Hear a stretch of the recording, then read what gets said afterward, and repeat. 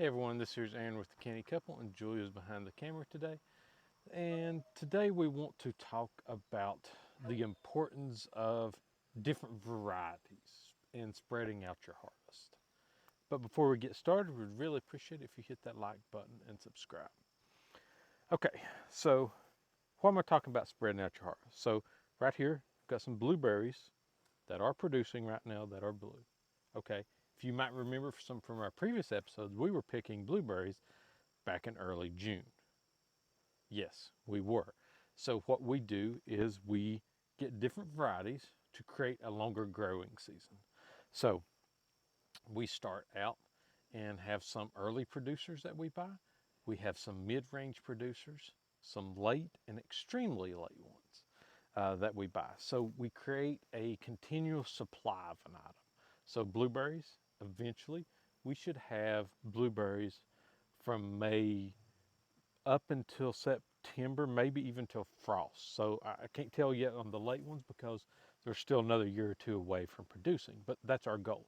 So, and you're like, okay, why do you do this, this way? It's to have a constant food production is one thing, but the second is to make it easier on us. We're not, we don't have extra help to come pick 50 gallons of blueberries. It's just me and Julia to pick anything that we have.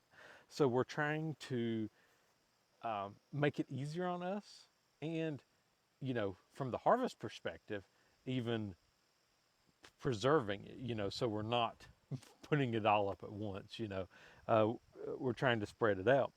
We're staggering our production, so you stagger your crops. Yes. But we're not just doing this with blueberries. No, no. So also, we've started it with blackberries. So we have a few early blackberries. We've got a mid-range blackberry, and we've planted some later blackberries now. And you know, you can do this with most everything. Apples. You've got early producing apples. You've got mid-range producing apples, late producing apples. If you want something on your homestead continuously, think about spreading it out, having different varieties at different times so that it doesn't all come in at once, unless that's the way you want it, if you do want it to come in at once. But for us, we want the staggered food production. So, we have it blueberries from end of May, 1st of June to September. That's an amazing food source to have available for that extended amount of time. And doing that with blackberries too, another year or two, when we have all those coming in from early to late, we're going to have a ton of blackberries, but we couldn't manage it all if they all came in at once. Like right now, we were picking blackberry wise, probably a couple of gallon at a time. If we had 30, 40 gallon come in at once, we couldn't manage it with our current day-to-day homestead lifestyle. And putting it up and finding Yes. a place for it. This gives us time and Yep. it spreads it across the seasons so you can enjoy it for a longer period of time, fresh food, and also preserve the food that you want. So you get to enjoy the fresh blueberries not just for the first until July, you get to Right. enjoy them Yeah. throughout the rest of the season until early fall. Yeah, and for some people that lives in better zones than us, we're 6, 7, right in the range. We usually say we're 6B. Um, for other people, you might be able to produce it even longer than that if you're in a warmer climate. Now, Absolutely. the colder climates, your season, could be shorter, but at the same time, making the most of that extended shorter season. Yeah. If you only have 5 months, make the best use of those 5 months and you could have Yeah, different varieties because they also taste different. they do. Now, you might be like, I know all blueberries taste the same. Well, the ones usually get the stores all taste the same. But different ones have different flavor profiles after you get tasting a few. But you know, we've even got a couple that it's the first year that they've done this. Is they're double producers, so they're supposed to do one crop to begin with and one crop later.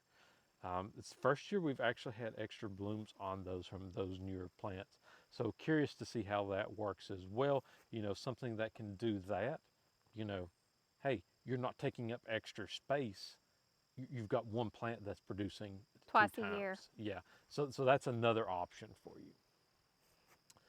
But as you can see, we have lots of blueberries here to pick soon.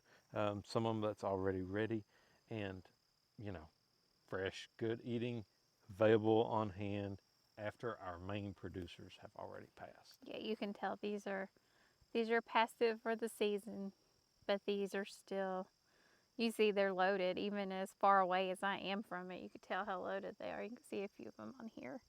This is a smaller one. Yeah, but the more they grow, bigger productions we'll have, hopefully. And then out in the field out here is where I've got some of the extremely late producers that should start producing next year too. You know, Hopefully this gave you some sort of, inspiration of planting your bushes on your homestead.